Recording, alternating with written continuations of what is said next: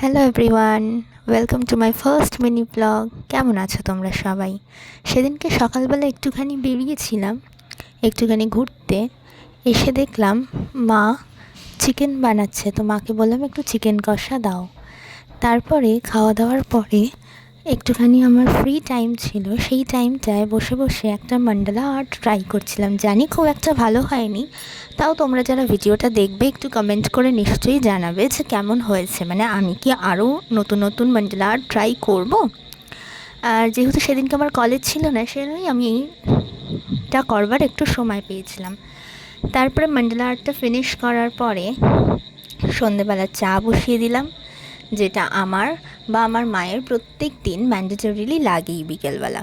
আর তোমাদের অনেকেরই হয়তো সবারই সন্ধে হলেই একটু চা বা কফির ক্রেভিং হয়। তো আমরা ইউজুয়ালি গ্রিন টি ইউজ করি। তো চাটা করে নিলাম।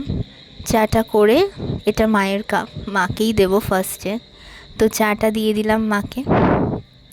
আর জানো তো, আমাদের বাড়িতে না একদম চিনি ছাড়া চা খাওয়া হয়, সেই জন্য চাটা মানে জাস্ট একটা রিফ্রেশমেন্ট হিসেবেই নেওয়া হয়।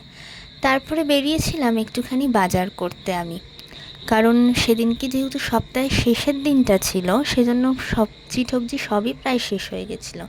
তো চলে গেছিলাম আমাদের বাড়ির সামনেই একটা সবজির দোকানে, সেখানে গিয়ে একটুখানি সবজিগুলো কিনে নিলাম। দেখো সবজিগুলো খুবই ফ্রেশ ছিল। তো জিনিসগুলো কিনে নিলাম। কিনে নেওয়ার পরে আমি ওখানেই দাঁড়িয়েছিলাম, আমার সঙ্গে আমার বোনও গেছিলো। তো তোমরা দেখতে থাকো মিনি ব্লগটা, আশা করছি খুবই ভালো লাগবে। আর যেহেতু এটা আমার প্রথম মিনি ব্লগ, সেজন্য ভুল ত্রুটি যাই হবে সেগুলোকে একটু এক্সকিউজ করে দিও। দেখো ওই সময়টা কি বৃষ্টি পড়ছিল, তোমরা আশা করছি ভিডিওতে বুঝতে পারবে।